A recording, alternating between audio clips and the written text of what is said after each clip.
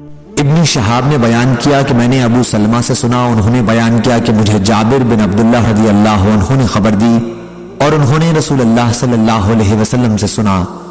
آپ نے فرمایا تھا کہ پہلے غار حرا میں جو حضرت جبرائیل علیہ السلام مجھ کو سورہ اقرا پڑھا کر گئے تھے، اس کے بعد مجھ پر وحی کا نزول 3 سال بند رہا۔ ایک بار میں کہیں جا رہا تھا کہ میں نے آسمان میں سے ایک آواز سنی اور نظر آسمان کی طرف اٹھائی۔ میں نے دیکھا کہ وہی فرشتہ جو غار حرا میں میرے پاس آیا تھا، یعنی حضرت جبرائیل علیہ السلام، آسمان اور زمین کے درمیان ایک کرسی پر بیٹھا ہوا ہے۔ میں انہیں دیکھ کر اتنا ڈر گیا کہ زمین پر گر پڑا۔ پھر میں اپنے گھر آیا اور کہنے لگا کہ مجھے کچھ اوڑھا دو، مجھے کچھ اوڑھا دو۔ اس کے بعد اللہ تعالیٰ نے یہ آیت نازل فرمائی، یا ایھا المدثر۔ اللہ تعالیٰ کے ارشاد فہجر تک۔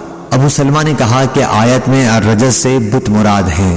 صحیح بخاری حدیث نمبر 3238 سے قتادہ نے دوسری سند امام بخاری نے کہا اور مجھ سے خلیفہ بن خیاط نے بیان کیا، کہا ہم سے یزید بن زری نے بیان کیا، کہا ہم سے سعید بن عروبہ نے، ان سے قتادہ نے، ان سے ابو العالیہ نے، اور ان سے تمہارے نبی کے چچزاد بھائی عبداللہ بن عباس رضی اللہ عنہ نے کہ نبی کریم صلی اللہ علیہ وسلم نے فرمایا، شب معراج میں نے موسیٰ علیہ السلام کو دیکھا تھا، گندمی رنگ، قد لمبا اور بال گھنگریالے تھے، ایسے لگتے تھے جیسے قبیلہ شنوح کا کوئی شخص ہو۔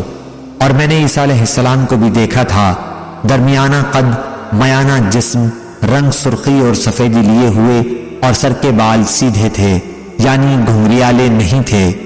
اور میں نے جہنم کے داروغہ کو بھی دیکھا اور دجال کو بھی۔ من جملہ ان آیات کے جو اللہ تعالیٰ نے مجھ کو دکھائی تھی، سورہ سجدہ میں اسی کا ذکر ہے کہ پس اے نبی، ان سے ملاقات کے بارے میں آپ کسی قسم کا شک و شبہ نہ کریں۔ یعنی موسیٰ علیہ السلام سے ملنے میں انس اور ابو بکر رضی اللہ عنہ نے نبی کریم صلی اللہ علیہ وسلم سے یوں بیان کیا کہ جب دجال نکلے گا تو فرشتے دجال سے مدینہ کی حفاظت کریں گے۔ صحیح بخاری حدیث نمبر 3239۔